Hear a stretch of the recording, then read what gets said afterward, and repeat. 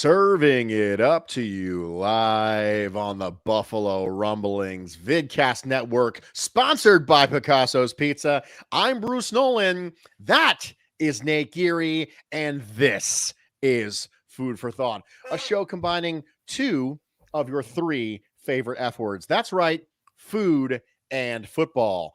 The third one is flushness, because we're flush with ideas and cash. Not cash. Not and cash. all sorts cash. of wonderful things for tonight's show. Nate, we are back to the guests.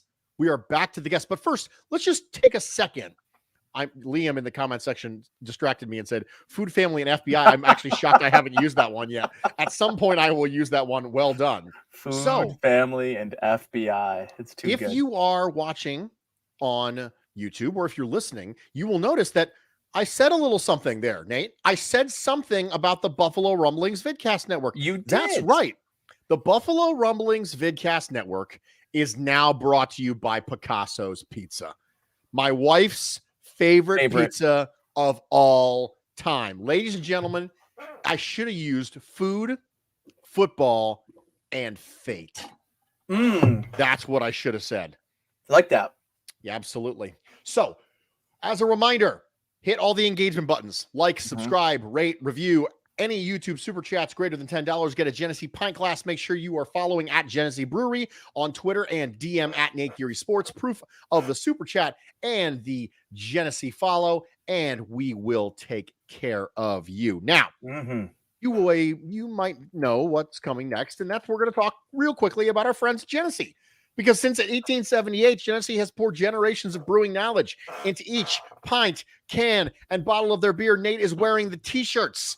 They make no sacrifices when it comes to their beer, brewing each with the highest quality ingredients for a consistently great drinking experience. Look for Genesee Beer, Genesee Light, Cream Ale, and their specialty line with beers like Ruby Red Kolsch and Oktoberfest. Genesee Brewery, Rochester, New York. Nate, we have got a packed schedule. We are going to move on as fast as possible. We're going to start with the idea that it's training camp. And sometimes things can be a mirage in training camp. And sometimes you're not sure what you really think about things the first week in training camp. So we're going to talk about foods you're still not sure about. This idea that you always have to have a take on something, Nate, is exhausting for me sometimes. Well, listen, I mean, we're in a taking world. We have takes. We like to take things. We like to have takes about taking things. It's a take era, if you think about it. It's a take, eat, take world. Is that what you're saying? Yes, it's a take, eat, take world. There's no doubt about it. And you know, when I was little, I could have sworn that they were saying doggy dog. It's a doggy dog world. It's a doggy dog. It was only when I was like innocence from you. When I was 7, my mom was like, "It's dog eat dog world," and I was like, and you're like, "What? Oh no, I have made mistakes." So there are some foods that we've talked about on the show that we love, and there's some foods we talked about on the show that we don't like. But then there's things in the middle, where we're not really sure. And no matter how many times we've had them, maybe we've only had them once, maybe we've had them twice, and they just don't. We're not sure what we think about them. Nate, what kind of food is it out there that you're still not sure about? So the funny thing is, you know, everyone knows my broad hate or displeasure for mayonnaise, right? Like it's just it's not something that here, this is kind of a perfect example, right? Because I don't really know about it. Because how about this? The other day, my girlfriend made, I mean, Bruce, when I say a tub of mac salad, a tub of mac salad. But when she makes a mac salad or potato salad or something that usually mayo is that sort of root ingredient that is kind of binding it all together, she'll put more sour cream in just to kind of like, you know, appease me. She'll put mayo in it. I know there's mayo in it, but I can, you know, it's hardly recognizable for me. But she made this tub of mac salad, and instead of like just a standard mayo binding, she put like a bunch, like I think 4 hard-boiled eggs in there. Again, it's a big tub. I ate the whole thing like in 4 days. I ate a whole tub of mac salad this week, which I'm sure is good for the lbs and for the calories. But it was almost like it was bound together with deviled egg yolk. Does that make sense? Like, it was kind of like, instead of just standard mayo, it was like deviled egg yolk was kind of the thing that bound the whole thing together. I love deviled eggs. But recently, there was a chicken sandwich that I really wanted to get, and it came with mayonnaise. And you know what? It came with aioli. And if I'm being quite honest, Bruce, aioli is sort of blurring the lines here a little bit, right? Like, is it mayo? Is it not? I don't know. But I got the garlic aioli on this chicken sandwich because I said, you know what? Like, I should just do it. But the problem was it came with the aioli on both sides of the sandwich. Like, there was a lot of aioli. And I don't want to be the guy that was going to take the bun off and like wipe some up. You don't want to be that guy. Nobody wants to be that guy. I didn't finish the sandwich. And I was like, the chicken was really good and the bun was really good, but it was just like, I put my neck out. I decided to go with the sandwich as is instead of asking for no mayonnaise or no aioli in this instance. So I guess if the jury's still out on one thing, it's kind of like where my overall hatred of mayo is, because my girlfriend tries to slip it in as much as she can. She tries to trick me and does whatever she can to try to slip mayo into foods that I eat. But as long as it's not by itself and like kind of like a primary feature of whatever I'm eating, whether it's a sandwich, whether it's like a dip or like people put like the aioli on fries, that's a big no for me. So I think as long as it's like fifth or sixth down the line of things that are prevalent in the dish, I think I can live with it. In some cases, really enjoy it, like that mac salad that I had this week. So I still hate it, but maybe I'm warming up in certain aspects. Well, aioli and mayonnaise are used interchangeably, and they're not. Aioli is garlic and olive oil, and mayo is like the eggs and canola oil. So they're used. Is that right? Yeah, they're used interchangeably, but they're not. People use those phrases interchangeably, but there is a difference between mayo and aioli. So but there is egg in aioli, right? No, I don't think there's egg yolks in aioli. So I am looking at, well, not egg yolk. Well, this is what I've got. Aioli is a cold sauce consisting of emulsion of garlic, salt, olive oil, and often egg.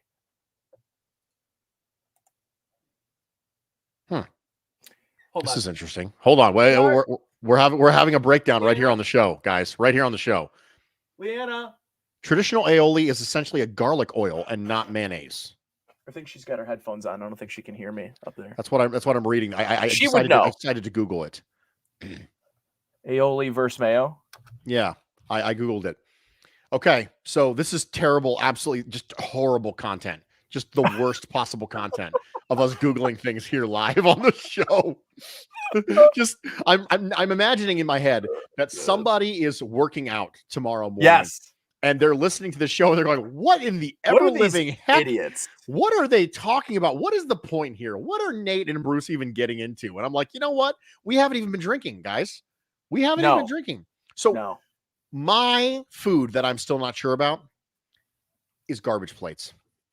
I made a comment that I'm not a garbage plate guy, but I'm willing to make adjustments to the garbage plate to make it yours. My perfect garbage plate.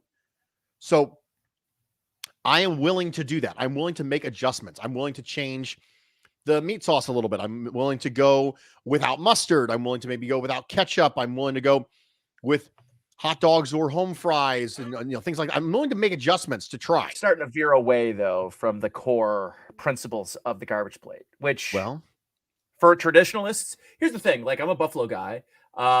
There was in college, so all of my roommates in college were from Rochester.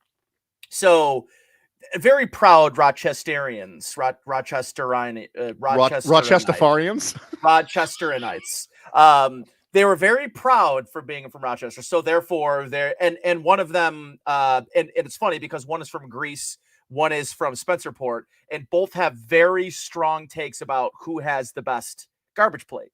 So each of them took me to their place. One was Nick Tahoe's, which is apparently like one of the originators of the garbage plate. And the other, well, and we'll ask Jay Skurski, our guest of the Buffalo News here today, because he has been in Rochester all week. I saw Matt Perino had posted that he had a garbage plate. So we'll ask Jay what his take is on the garbage plate. But ultimately, Bruce, the garbage plate, I think is kind of like, you kind of got to stay between the lines a little bit, because you're mixing a lot of things. And I think the tradition especially kind of all revolves around that meat sauce. And if you're starting to fundamentally change the meat sauce, I think you're going to lose some people, Bruce. I'll keep the meat sauce, but I don't want the ketchup and mustard on it with the meat sauce. So then what would you substitute for ketchup? Like barbecue sauce? Nothing. I'll just use the meat. The meat sauce will be the sauce. And no onions either, right? For you? No onions. I mean, that's... I know, but I'm willing to make adjustments to make it work. We appreciate that from you, Bruce. We appreciate that from you. Well, there may be some adjustments to some narratives moving forward about this 2022 Buffalo Bills team. Nate, here's what we're going to do. I am going to give you a statement. Sure. And you are going to tell me whether or not you are buying or selling this statement for the Buffalo Bills in 2022 based on what you've seen so far. You ready? Okay, I'm ready. Buy or sell. Isaiah Mckenzie will have a bigger role in the offense in 2022 than Jamison Crowder. I'm buying. I assume you want me to explain why I'm buying. I mean, if you'd like to. So I think it'd be better content if you did. Probably. So I'll say, Bruce, and again, I think this is something I know I had on my sheet here to talk to Jay about. I'd really love his opinion on this, but yes, it's early in camp. The pads haven't come on yet. But I think even going back to OTAs, Bruce, that there was this idea, there was this installation period where Isaiah McKenzie's a large part of their core sets, their core personnel groupings. He has looked the part in training camp thus far. And I got to tell you, Bruce, with an injury history and missing 4 of the first 5 days for Jamison Crowder, if you're talking about narratives, trying to buck the narrative that you're injury prone in a franchise that values availability and being healthy and being available on the field for the team, I got to feel like if you're Jamison Crowder, you got to get on the field quick because you're already behind the 8 ball. It's not just that he's behind the 8 ball. It's that Isaiah McKenzie's pulling away now. So you kind of have this 2-factor thing of each day he's out, he sort of drops. He takes a step back. And if it was just Isaiah McKenzie staying stagnant, Bruce, I would say maybe this is something I'm going to sell because the difference between the two, Crowder can make that up and eventually overtake Isaiah McKenzie. But right now, Bruce, this is happening to Crowder. And for the people at home that are watching, by the people that are listening only, he's dropping and Isaiah McKenzie is rising and he's pulling away from Jamison Crowder. So I'm buying that Crowder's role in this offense might be smaller than what we're seeing from Isaiah McKenzie, what his role will be. I am selling this. I'm selling it not because I don't think that Isaiah McKenzie has been impressive, but I'm going to take the money and the sample size over the week that we've seen so far. Isaiah McKenzie's deal, once again, on the open market, once again came back. Once again, it's a really small deal. Jamison Crowder's deal is more significant. The market was better for him. And we have a significant sample size of Jamison Crowder being a better player. So they have the same cap hit this year. They do. Crowder's contract is larger from a total money standpoint. Yes. Yes, because Crowder's just a 1-year, $1.87 million, correct? Crowder's bigger than that, I think. Hold on. See, now we're going to do this again. We're going to do this thing where we're literally Googling things while we're doing it. Who gets it faster? 1-year deal up to $2 million, base salary of 1.1, cap hit of 1.98. And Isaiah McKenzie's deal is 3-year up to $8 million. I think it's 3 years, 8 million. 3 years, $8 million. Yeah. So similar money, but Crowder's got a significantly more for Crowder's career having far more volume success. It's interesting to me that they're both coming in close to the same number. I don't know why Crowder's market was so bad. You know, it's a good question. I don't really know either. I would tell you that I think the injury issues over the course of his career, It's tough. I mean, like you want to sign a guy and you want him to play 16, 17 football games, and Crowder just has not been able to do that. That's got to be it. Okay. Are you ready for the next one? Because we're moving, we're chugging, we're just making stuff happen in a significant way. Okay. So you said buying, I said selling, but I'm not super strong on it. You're not right. Right. Next one. James Cook will average more. I wonder what you're going to say about this one. James Cook will average more touches per game than Devin Singletary for a 4-game stretch at some point in 2022. Buying or selling? And I assume this is without injury. No injuries thrown out. Of course. Both healthy in the same game stretch. And James Cook will average more touches per game over the course of a 4-game stretch. I'm going to buy. The reason I'm going to buy is not necessarily because of the 1-versus-1 aspect of this. I'm going to buy because I think Zach Moss is going to touch the ball some this year. And if Zach Moss is taking carries away from Devin Singletary, the one constant of that group is going to be targets in the pass game to James Cook. And I think they're going to want to try to manufacture a couple of standard, ways to get him involved in the offense, handing those wide zones that we know that Aaron Kromer is going to like to run into this offense. I'm going to say I'm buying it, but it's less about him versus Singletary, and it's more about, I think, Zach Moss poaching some of Singletary's carries. I actually don't disagree with you. I think that there might be some Zach Moss carries, but I don't think there's going to be Zach Moss or Devin Singletary cutting into James Cook's receptions as much as Zach Moss will cut into Singletary's carries. So, correct. I am also buying this. I am buying this because the key phrase is touch. That's why I'm buying it. I can imagine a game very easily where James Cook gets 8 carries and 5 catches and Devin Singletary gets 10 carries. I can absolutely see that happening for multiple games. So for me, I can see it happen. And one of the things I wanted to point out was I actually took polls on these questions on my Twitter. And Bills Mafia so far has bought both of these things. Bills Mafia 60-40 is buying that Isaiah McKenzie will have a bigger role in the offense than Jamison Crowder. And Bills Mafia is buying 60-40 that James Cook will average more touches per game than Devin Singletary for a 4-game I almost stretch. feel like I'm on the wrong side of history then. Yeah, they're all okay. Well, let's try it again. No, I don't want to try it again. I am not moving off of it. I just feel let's try with the next one then. Ooh, love it. Bills buy or sell. Nate, Buffalo will average fewer Josh Allen runs per game in 2022 than in 2021. Buy. Big reason is going to be because of the use of the running back out of the backfield in the pass game, dumping the ball down. I think there's going to be a larger use of the screen game, but don't get this twisted. I don't think it's going to be by a lot. I just think that the average, I think that they're going to want to start to peel him back. I think there will be less designed runs, Bruce, but still probably close to the same level of scrambles or non-designed runs from Josh Allen. I'm going to buy it as well. And Bills Mafia is also buying it. 80-20. They are buying it. And they think that the Buffalo Bills will average fewer Josh Allen runs per game in 2022 versus 2021. Next one. Nate, buy or sell. Okay. Cam Lewis is on the Buffalo Bills 53-man roster. Week 1 of 2022. Buy. Absolutely buying it. I think he has been fantastic in training camp. I think this is a guy that's taken a little bit more. The coaching staff, Leslie Frazier, Sean McDermott, have given him a little bites, and he's taken them. He's perfected it. He's run with it, and he's asking for more. He's taking more. He's taking more. He's taking more.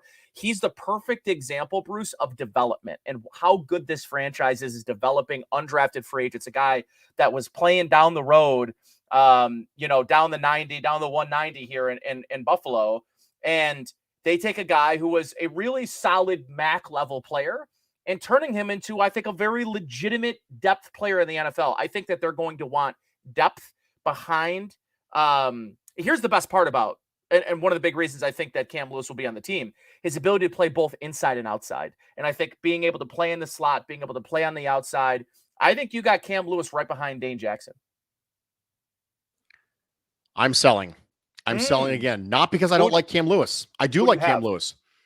The reason I am selling this is because the Buffalo Bills have exposed Cam Lewis to waivers a million times. Sure. And nobody picked him up. So if they think they can get him on the practice squad, part of the practice squad strategy is who can we reasonably get there? And they've gotten Cam Lewis there, I think like 5 different times. He's been exposed to waivers and nobody bought. So for me, the strategy is too much. And it's not a reflection on his ability as a player. It's simply a strategic thing for me. And so week 1, 53-man roster, I'm going to go with selling. Next. By the way, you're on with Bills Mafia again. 70-30. They say Cam Lewis will be. I'm a man of the people, I guess. I don't know. Yeah, man of the people, for man sure. Of the people. I'm sorry, 60-40 for Cam Lewis. Okay. It's 70-30 for this next one. Last buying or selling. The Bills will keep 7 receivers on their initial 2022 53-man roster. Buying everything? Yes, I unless they cut Jamison Crowder. And I don't really necessarily see them eating $1.87 million or $1.98 million, whatever he is against the cap this year. But Bruce, I'll say this. I think Isaiah McKenzie's a lock. I think Khalil Shakir is a lock. And that could be the difference between 6 and 7 receivers, Bruce. If Shakir continues on the track that he has been on early in camp, he's seeing more time. He's got the trust of Josh Allen and these quarterbacks. He's got that fluid way about him in his route running. He drops nothing. I mean, he just inhales anything that's close to him. I think that they will keep 7 receivers, but dress only 6 on game day. And I think the 7 that you're looking at are Diggs, Davis, Mckenzie, Crowder, Shakir, Kumaro, and exactly. Wait. Tavon Austin. No, really. And I know there's a little bit of Shakir, Crowder, Mckenzie, and Kumaro. I think that there's a better chance that Crowder gets cut because of Shakir. And I think that I like Tavon Austin as a guy that they believe can play inside and outside. I know that's not something he's done a ton of in his career, but he's been lining up on the outside during training camp. He brings a veteran presence to that room. And I think he could really potentially take care of your primary kick return duties. I am selling this. I'm selling it because we finally got the 7 receivers on the initial 2021 roster last year. Yep. And we know right away why it was. It's because they came out with a ton of 10 personnel against Pittsburgh. That's and right. Then they almost immediately rethought that and just didn't do it. But go ahead. They did so without really understanding what they had in Reggie Gilliam or where to put Reggie Gilliam. And now they've got Gilliam lining up as fullback and tight end. That saves them a roster spot. Now, that doesn't mean, Bruce, they have to use that roster spot on a receiver, right? I mean, they could use that roster spot on a linebacker. I mean, they've drafted a linebacker, and they've got Balin Spector, I believe, too, who I heard Matthew Smiley, their special teams coordinator, talking about today. I think it's very possible that it doesn't have to be it does not have to be 7 receivers, but I think they could end up saving a roster spot because Reggie Gilliam provides that cross reference. I mean, he's the kind of guy that can line up as your quote H-back, line up in the backfield as a traditional fullback. If you want to run 13 personnel, 23 personnel, whatever you want to run, you can have Gilliam lining up in line at the tight end position or in fullback. I think he gives them that flexibility that allows them to add an extra guy to another position across the 53. We will see. Jeffrey Danger in the comment section says, someone will pick Cam up. See, I thought too, but no one ever has before. That's right. I mean, how many times has the Buffalo Bills exposed Cam Lewis to waivers and no one has bit? So that's right. We always say that. And I think that Cam Lewis is good enough to play on a lot of teams in this league, but the rest of the league doesn't seem to agree with me on that, at least based on historic precedent. We are going to go to the Genesee Brewing Company hotline, and we are thrilled after weeks and weeks of really not having the guests for this show. All of a sudden now we come out with a banger. Back, baby. We're An back, absolute banger. Ladies and gentlemen, the man, the myth, the legend himself, Jay Skurski from the Buffalo News. Jace, thanks so much for having me on our air with us, man. Yeah, of course. Yeah, it was tense negotiations to get me on, but you guys were able to hammer out the deal, and we got it done, and here I am. We did leave out the homework clause though. That was a sticking point for Jay. No homework for Jay. Yeah, you knew. No. Yeah, right. Exactly. I saw that was becoming a thing this week, and I said to my agent, "Listen, that's a no go. Right. If that's what they want." You know. The golf clause though. The golf clause, that was an easy yes. Easy sell. Easy sell. We get. Yeah. I mean, however much time we have here tonight, if you just want to talk golf, that's fine with me. But I know that's 4-hour film review. Most people want to hear about. But. Yes. That's right. Film review, not necessary.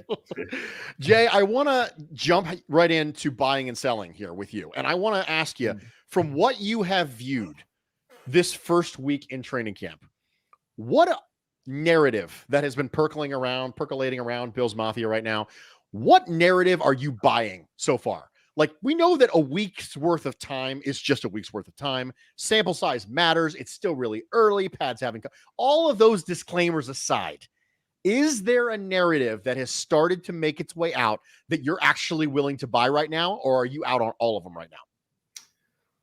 Well, I think I would buy the idea that James Cook is going to be pretty important to this offense. I think, they targeted him, right? They targeted a player like that, first of all, in J.D. McKissic. They weren't able to get him. We know what happened there. But I think there was a pretty clear understanding that this team wanted to have a pass-catching running back. And I don't want to limit James Cook's role to only that, but I do think at least where, at the beginning of the season, at least, or we'll see, that's probably the likeliest scenario, but I'm buying that. I'm buying that he is going to be a fairly big part of this offense. Am I buying that the defensive line is going to be drastically improved? That to me is the tough one, because you go out, you get Von Miller, right? And I think we all know that he's gonna, they're paying him to produce in a big way.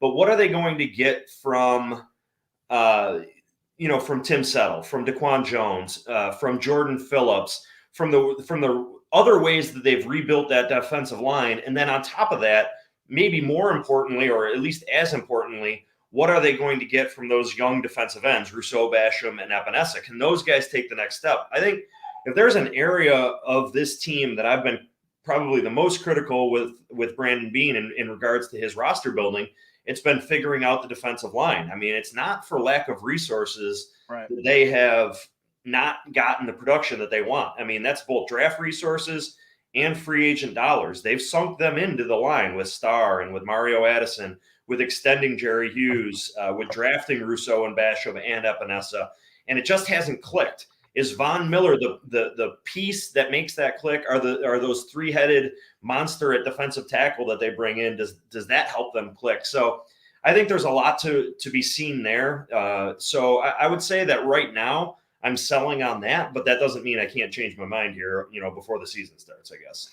We were talking about two guys right before you popped on, Jay. We were talking about Khalil Shakir and Cam Lewis. And I think they're kind of good buy-sell opportunities here to throw at you as well. I bought that. I thought Cam Lewis, he probably has the best chance he's had early on in his career here to make the 53-man roster. It feels like this organization, this coaching staff defensively kind of keep giving him more opportunities to take the job, to find himself a depth position. And we know that he can provide special teams value as well. And then on the other side, Jay, Khalil Shakir has really looked like he walked in as a 5th-round pick to see a guy is built for the NFL game as Shakir is. He's polished. He knows where to find the holes in the defense and the zones. He can play against man coverage. The thing that I think is exciting me the most about Shakir is it just looks like the guy has the best hands that I've seen from a 5th-round rookie. I mean, he catches everything around him. If you're looking at both of those guys,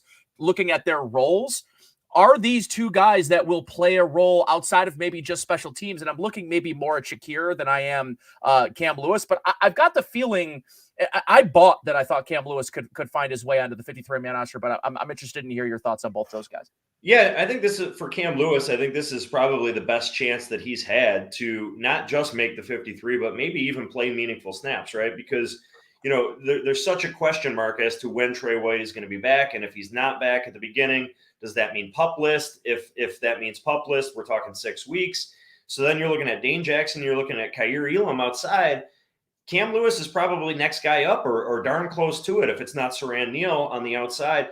One of the things that I think this team has done really since Sean McDermott and Leslie Frazier took over has been, I think they've gone light into the season at cornerback. I've always sort of questioned their depth at corner. And so if Cam Lewis can solidify himself as an outside cornerback who does give you the flexibility to move into the slot. I talked to Cam actually back in June before they broke for the summer, and he told me that he was even working on a little bit of safety. We haven't seen too much of that, but I think that, speaks to a little bit about, what he's trying to do in terms of increasing his positional flexibility to make this roster. But there are depth jobs to be had there at cornerback. So I do agree with you. I think if they keep 6 cornerbacks, I think 5 are really safe, right? You're looking at, and again, Trey White factors into that. Is he on the active roster or not at the beginning of the season? But, you've got Neal, Taron Johnson, Dane Jackson, and Kaiir that are safe.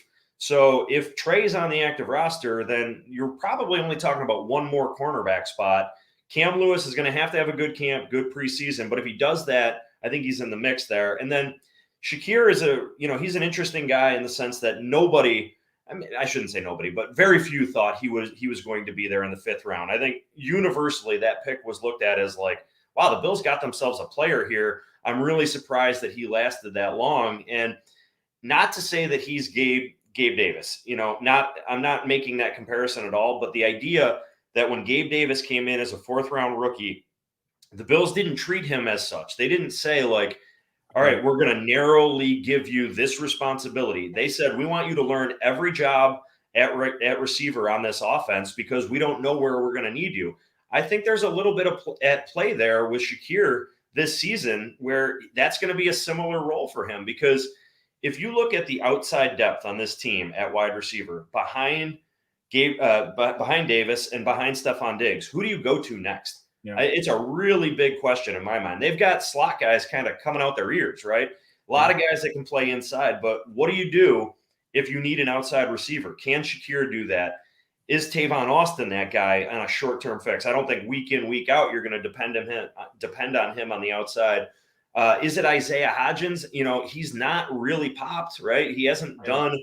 We've been waiting for him for several years now. Yeah, it's year 3. You're still waiting. So I think Shakir has a really good opportunity to maybe solidify himself as that jack of all trades receiver, similar to how Gabe Davis did. And I know that's kind of a lofty comparison given, what Davis has done with his opportunities. But if you're optimistic, if you're a glass half full type of a guy, I think that's the path for Shakir. One of the players who's been consistently popping, but I'm trying to not overreact to because the pads haven't come on. It's really hard to track players like this without pads, is Ed Oliver. When you look at Ed Oliver, and you've been around for every one of the Ed Oliver camps, is it serious with Ed Oliver? Like, are we in a serious stage in the relationship now with Ed Oliver? Because he finished 2021 playing at a really high level.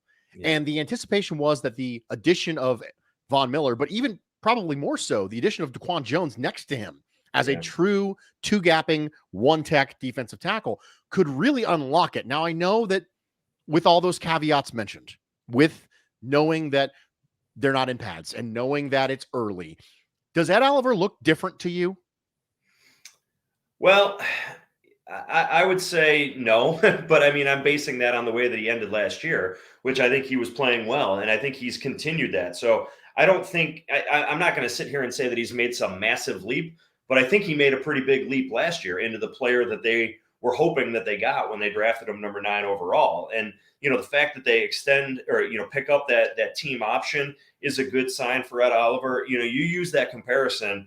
Are things serious with Ed Oliver? Well, if they're dating, right, I think we're at the point now where the Bills are like shopping for rings and deciding, am I really going to do this? Am I going to propose, right? Because we're not that far away from deciding, is this a guy that we want to pay? Is this a guy that we want to make a huge commitment to? And that's a big decision, especially when you look at all of the other contracts on this team, right?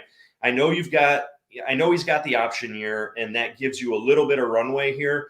But those decisions are coming up fast and they're coming up furious. It's Poyer, it's Edmonds, it's Dawson Knox, then it's Gabe Davis, then it's Ed Oliver.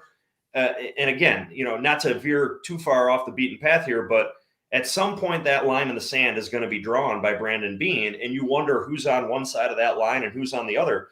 With Ed Oliver, I still think, in my personal opinion, is he's got more to prove this season. Let's see how he works with a Hall of Fame defensive end in Von Miller. Let's see how he works with a guy in DeQuan Jones who can, really occupy guys, right? If Greg Rousseau takes a step, how does that 4-man front kind of work in tandem, right? So I think Ed Oliver did what he needed to do in his career last year, but I don't think he's reached his ceiling, and I think he has to continue to ascend. If you're talking about paying an interior defensive tackle, right, that is not a position. And Sean McDermott, Brandon Beane frequently talk about how defensive tackles and their defense aren't always going to put up huge numbers. So if you're Ed Oliver and you want to get paid huge numbers, I think you've got to buck that trend and you've got to put up those huge numbers. So I think there's a lot riding on this season. I think, if that was like the buy or sell kind of game that we were playing before, for me, it's like hold right now on Ed Oliver. I'm not picking either one of those.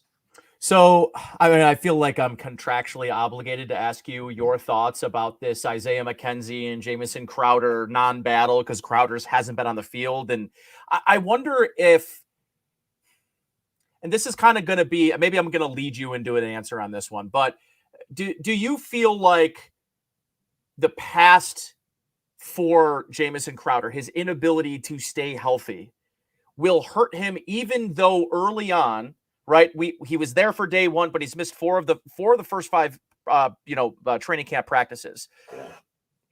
Like, I don't want to say it's a reputation, but it could be, Jay. And like, the last thing you want to be known for in this organization, on this team, is a guy that can't be available. And I wonder, I know Bruce and I were talking about a salary cap number, he's got a 1.8 against the cap this year. So I'm not exactly telling you I believe he's going to get cut if he can't get healthy anytime soon.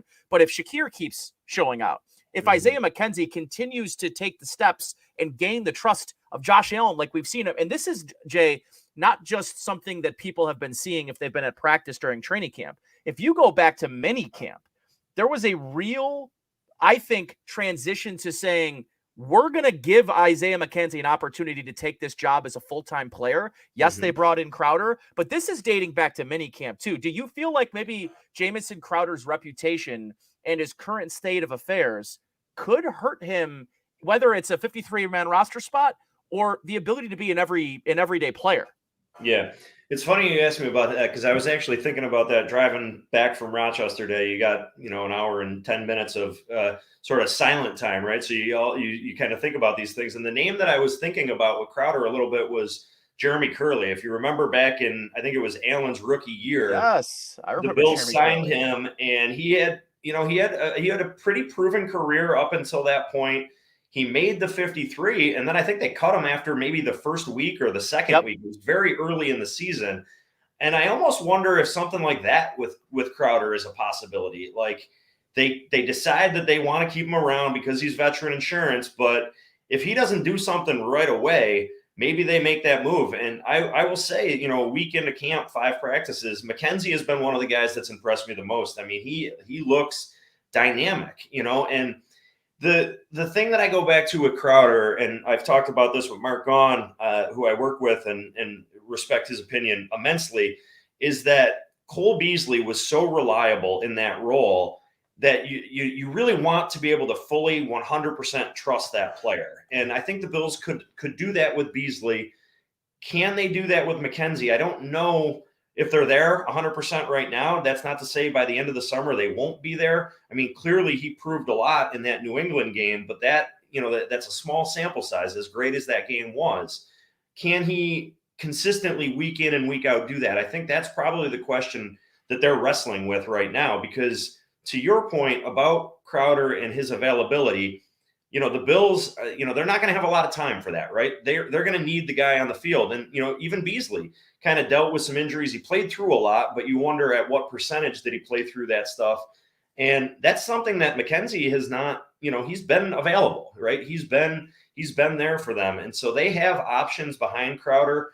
I like the Curly comparison though. I think that, maybe his reputation preceded him enough to make the roster, but then they decided fairly quickly, you know what, we're ready to turn the page. And I wonder if Mckenzie, or if to your point from earlier, if it's Shakir, if he does enough early in his career at the end of the preseason, throughout the preseason, and then maybe even into the regular season to say, we can survive without this guy. We're going to turn the page now as opposed to waiting. And the thing that I might add as a follow-up to this, Jay, is this position, the slot receiver position in particular, is such a feel-based route runner. And there has to be a level of trust the quarterback has with that slot receiver to know that he's going to sit when he's got to sit. He's going to continue stemming his route when he's got to continue stemming his route. And him missing early valuable snaps in training camp in an offense that he's walking into without the experience. I think those two factors, outside of the factors of we know this team and Sean McDermott likes his guys that are available, that are healthy, that can stay healthy, but you're already behind the eight ball and not, you're not a returning player like Isaiah Mckenzie, but that's also a super trustworthy feel-like position and relationship. We know that Beasley and Allen had that really close-knit relationship, and they sort of kind of played off each other. They knew, and he had a feel for when Beasley was going to squat or he was going to continue on his route. And I think that might really be something that hurts Crowder as well. Yeah, and right, and exactly. And how is he going to form that? Because what's Allen going to play in the preseason? Maybe a half. Right. It's not going to be much. And so, maybe. Yeah, right. And I mean, most people probably don't even want him to do that. Right. So this is it. This is the only opportunity that Jamison Crowder has right now to develop those excluding what he did in the spring. But, he's got these few practices here at camp leading up to the season to do it. And the longer that he stays out, the less chemistry that he's going to have with Allen, and the likelihood increases that you're right, that chemistry isn't going to be there for a receiver that, what's the slot guy going to play? 60% of the snaps, somewhere in that neighborhood, right? So are you trusting him week one to play 60% of the snaps against the Rams with minimal at best practice time? I don't know that you can say that. I think Isaiah Mckenzie looks a lot more appealing when you compare it that way. So I agree with you. You may look at it and be like, well, it does. Maybe it's not a long-term injury, and this is just the beginning of camp. But I agree with you; these are valuable reps, especially when your starting quarterback is going to see almost no time in the preseason. Jay, I want to ask one more question before we get you out of here, and that's about the Bills' offensive line. From the end of last year until now, what you've seen is Darrell Williams out, and you've seen someone in who is now dealing with a rib injury. And so you look at this and you think, okay, Spencer Brown, we're kind of hoping he's going to take the next step, but he's behind by his own admission, by the team's own admission, coming along. Lots of different left guards, lots of different right tackles so far in the first week of Buffalo Bills training camp. Is it something where you think, okay, I think we're going to have our starting five ready to go week one, everything's going to be great, or is the depth already being tested on this offensive line week one? I think the depth is being tested. I'll say this. Easily the biggest concern for me right now through a week of training camp is the offensive line. The fact that you don't have the five guys that you want to be protecting your $250 million quarterback together. They haven't taken a single snap together, and there's no sign at all that that's going to happen anytime soon, is a big time concern to me. You've got Mitch Morse and Deion Dawkins. Even Dawkins missed today. So you had one starting offensive lineman out there today, right? And you're getting a bunch of guys ready to protect Josh Allen on the national stage. That is a huge concern for me. You're running Cody Ford out there. You're running Greg Mance out there. You're trying David Quessenberry at guard. You're trying Tommy Doyle at tackle. You're searching for any kind of answers right now. So I would say that easily the number one concern I have about this team right now is how quickly this offensive line can come together. We have no idea what Roger Saffold has left in the tank, right? We have no idea if Ryan Bates can continue to play at the level that he was playing at that earned him the contract and earned him the starting job last year. We have no idea what Spencer Brown is, quite frankly. We know he was promising, right? He unseats Darrell Williams. He moves Darrell Williams inside, but was he the same player after dealing with COVID? after dealing with an injury. So to me, the question marks on the offensive line are far and away the biggest concern that I have right now. A, how are these guys going to look together when they're all healthy? And then on top of that, B, when are they going to be all healthy? Because, we're dragging here. And I haven't seen any signs. I know Brown is working on his own, but how close is he to team drills? How close is Saffold to team drills? What's Ryan Bates dealing with? Hopefully we'll get some answers on that tomorrow morning. But I think there are some significant questions on the offensive line. It'd be the one area where I'd have a significant, what's really going on here right now? Jay, thank you so much for taking time out of your Friday night, being on the show, a repeat guest. So That's right. Apparently we didn't scare him off last time, Nate. So I'm pretty happy we did about well that. there. We did well there. Jay, why don't you tell everybody where they can find you, find all of your work, and thank you again for being here. Hey, well, first of all, I appreciate you guys having me and love what you guys do on your platforms. I am at the Buffalo News, right? And so my Twitter is at Skurski. You can check us out at buffalonews.com. Myself and Mark and Catherine are out there pretty much every day at camp, and hopefully we'll have you covered. And I appreciate you guys giving me this stage to promote that. And best of luck going forward with you guys. Thanks again. You as well, my friend. Thanks, guys. That was Jay Skurski from the Buffalo News. You can find him on Twitter at Jay Skurski. Repeat guest, Nate. We're getting the spot now where this show has been around long enough that we're getting repeat guests. Are we officially at the 1 year mark? Are we one full year in? I think we are at the 1 year mark, actually. I think so too. I think we might be. That's weird. Does it feel like a year? I want to say no, but I mean, kinda, yeah. It kind of does. We have a mailbag question, Nate. Yes. And it is one that I'm so excited. I'm so excited about the mailbag question. Jeremy says, Bruce, where do you and Nate stand on air fryers? I stumbled into having an air fryer a few months ago, and I love it. I think it's great for all meats, including steak, by the way, and fish, as well as baked potatoes.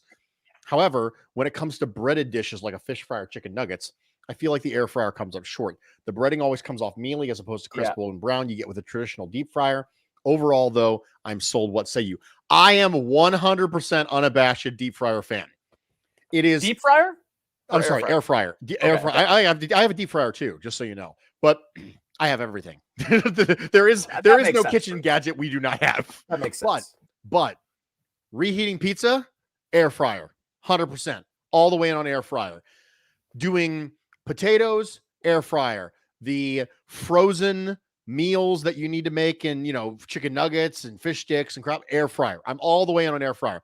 We do chicken in the air fryer. Absolutely. You can do steak in the air fryer. I'm down with it.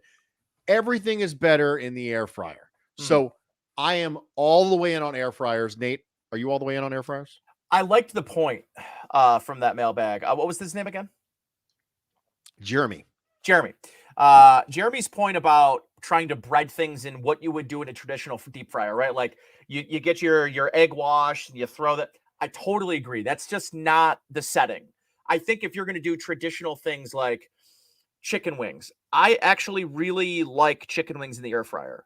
It brings it that I think sometimes, depending on the oil you're using too, the flavor of the oil can maybe overtake some of that chicken skin flavor.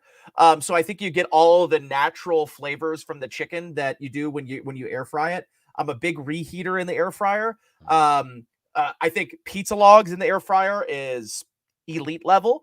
And anything with cheese, because you do get the straight, like mozzarella sticks, money. I've done ravioli in there, like deep fried ravioli. Air fried ravioli in this case.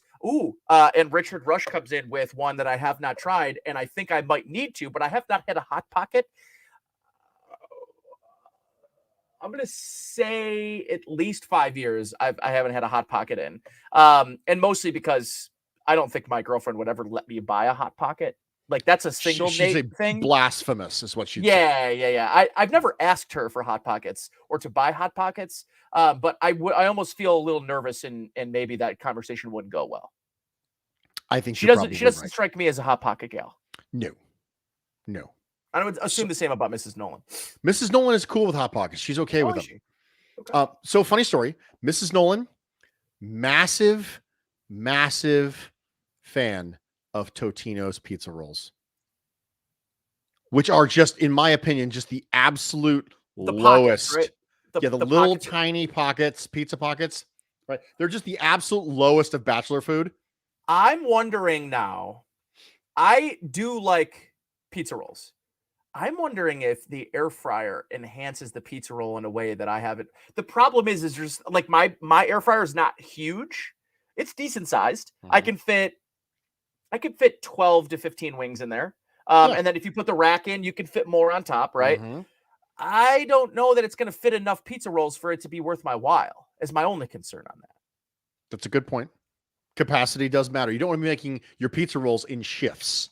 Do you know what I like better than pizza rolls? What? I don't know what they're called, but they're almost like little Tostito taco little. Do you know what I'm talking about? They're like taco roll-ups. I do not. More great content. We're going to be Hi, join Nate and Bruce on Friday nights Google for Food things. for Thought. As we Google things in the middle of the show. Frozen taquitos. Frozen. Oh, okay. Yes, I've had frozen taquitos. Yes, I enjoy it. They do well in the air fryer, by the way. I'm sure they do. Andy Anderson says, should I get my family an air fryer? Yes. Yeah. Liam for the save says August 6th is your anniversary, so in 1 week to go. So remember correctly, Nate, our first episode of Food for Thought was the day Josh Allen signed his extension. That is right. That is, I mean, it was fate. It's like the football gods smiled upon us. Joe Buscaglia was our first guest. That's right. That is right. This show was blessed from the beginning. We are almost exactly 1 year, and it'll be August 5th next Friday. So what do we should we do a musical? Like what do we do? I feel like we should start with Happy Birthday or something like that. I don't know. Something. There's got to be. It's a 1 year anniversary. I'll find a good song for us to duet. We got to go back to our food simile because Nate's got a really good one. You can always tell when Nate has a really good food simile because he pushes really hard that we don't forget it. And the food simile for this week is the remainder of the AFC East makes me feel like. We might not be able to get to winners and losers depending on how long we go here, but the remainder of the AFC East makes me feel like. Nathaniel, take it away. The floor is yours. I'm going to do this, and then I have to tell you what I just discovered on the internet. Because, again, mostly this show has turned into us Googling things. And talking Googling about stuff. But Google, in this instance, has found something quite incredible that I can't wait to bring up. So the rest of the AFC East makes me feel like I'm getting side salad instead of fries with my burger. And in theory, it is the healthier option, right? And, it's always an option for you wherever you go. Now, you don't always have the waitress or waiter say like, hey, would you like side salad or fries? Some places do that, but I think most standard places just assume you're going with the fries, right? For me, this division should be better, just like getting salad should be better for you. But let's not kid ourselves, right? A side salad is average at best. And for the most part, you're getting standard Italian dressing. There's not going to be it's going to be lettuce. Maybe there's some onions on that. I know you don't like raw onions, so you wouldn't even be down with the onions. Maybe you got a couple of croutons on there. If you're lucky, maybe a little fresh Parmesan cheese shaded on top.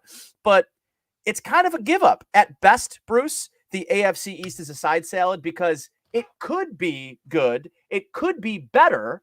But at the same time, what you are going to get with the side salad is more than likely disappointment because you're going to watch your friend who got the French fries.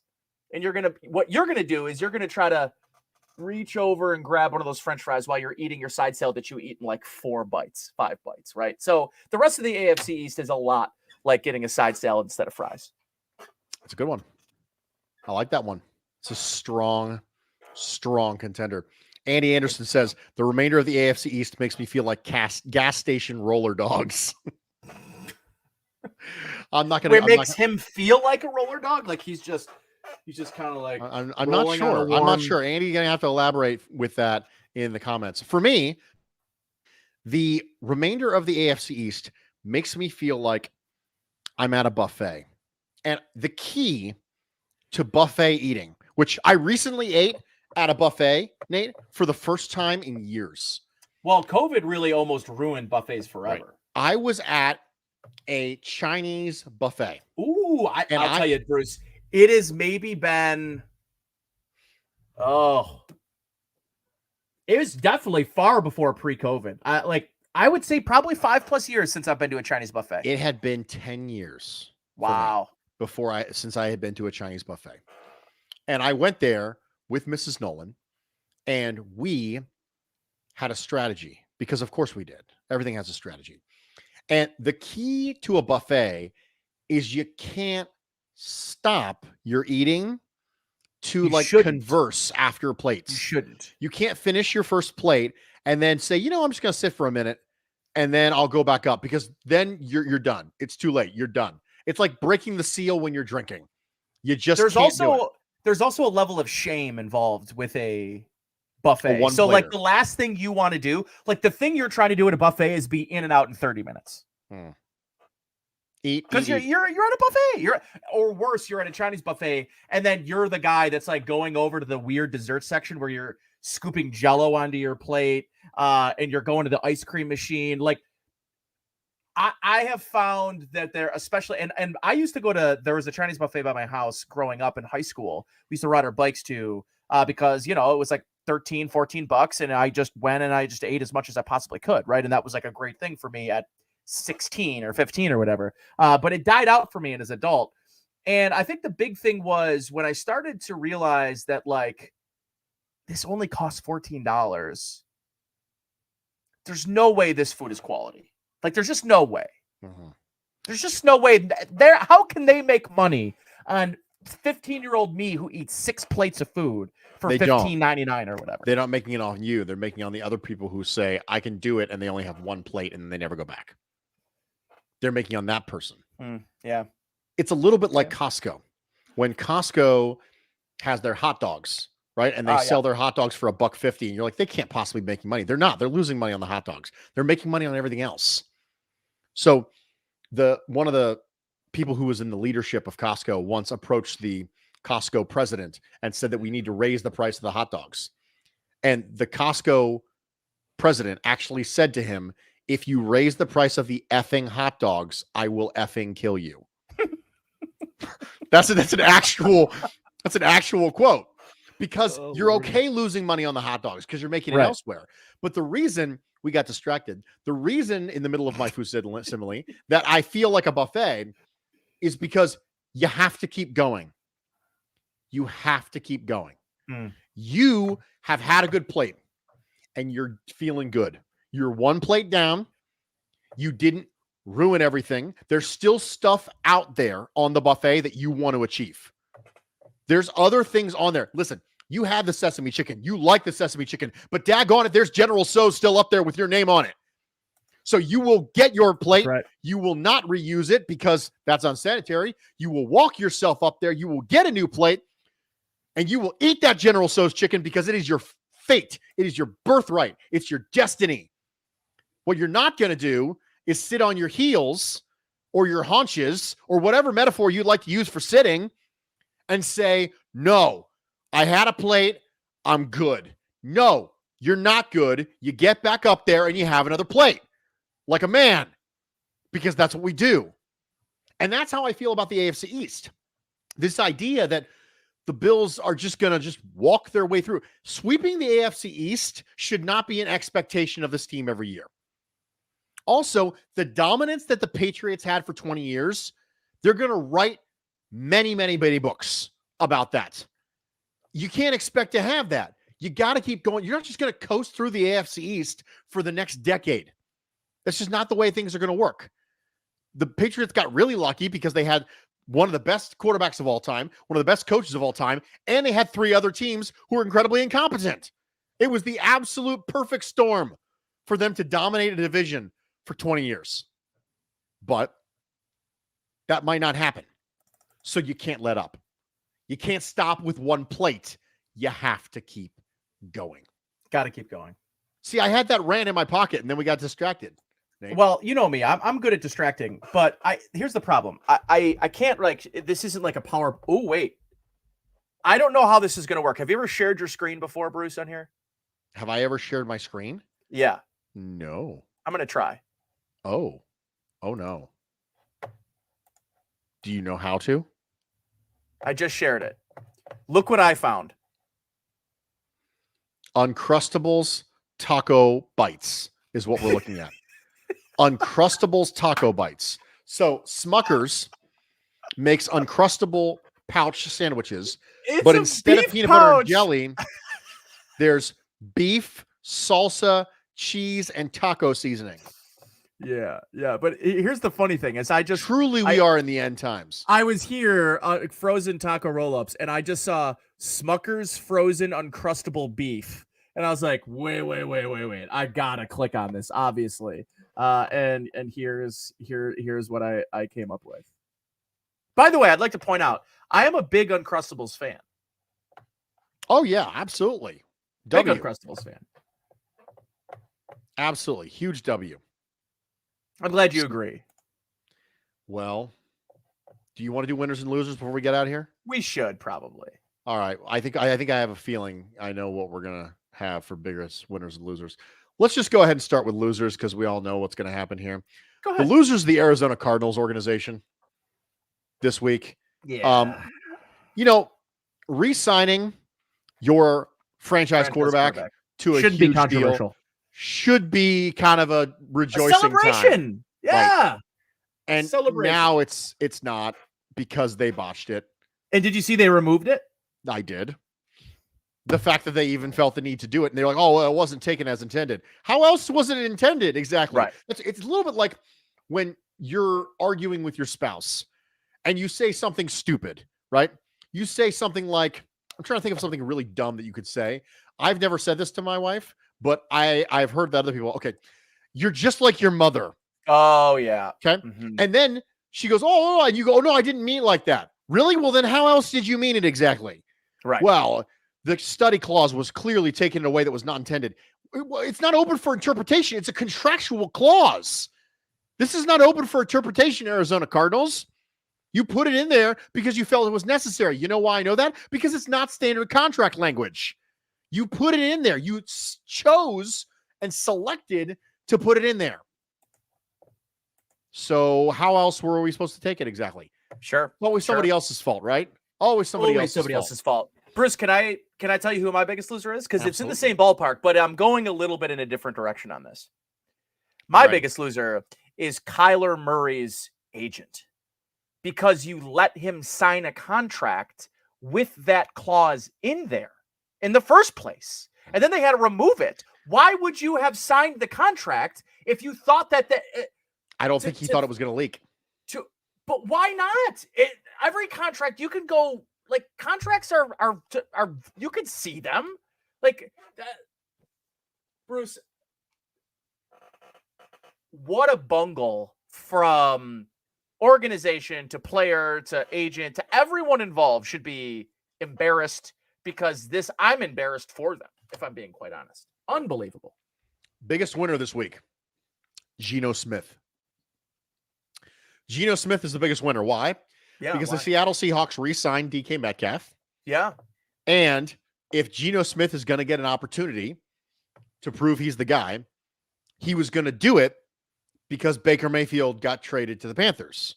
And he did get traded to the Panthers. It's very unlikely that the 49ers are going to trade Jimmy Garoppolo inside the division, although people have done it. Obviously, the Patriots traded Bledsoe to the Bills. Yep. The Eagles traded Donovan McNabb to Washington. It's not unheard of. It's just uncommon. But Geno Smith has his best shot probably ever. Because if you think about Geno Smith, his time on the Chargers, his time on the Jets, this is probably his best shot ever to be a starter for 17 games for a whole season, right? Obviously, they didn't have 17 games last time he was a starter. And you're not going to trade DK Metcalf, so he's not going to have to do it with one hand tied behind his back. And he's got Rashad Penny behind him, who absolutely blew up at the end of last year. And they have a brand new running back there in Seattle as well. Although if it's Pete Carroll's any indication, the Kenneth Walker will really get meaningful carries in 2025. So my biggest winner, probably Geno Smith. I hate to be cliche and I hate to be lame, but biggest winner this week's got to be Isaiah McKenzie. I mean, having the opportunity to play with the ones all week, to continue gaining the trust, gaining the chemistry with Josh Allen as Jamison Crowder, the guy that they had brought in to really primarily compete with you to be in that position and that starting role in the number 3, the slot receiver position. Isaiah's had free range to take the job and run with it.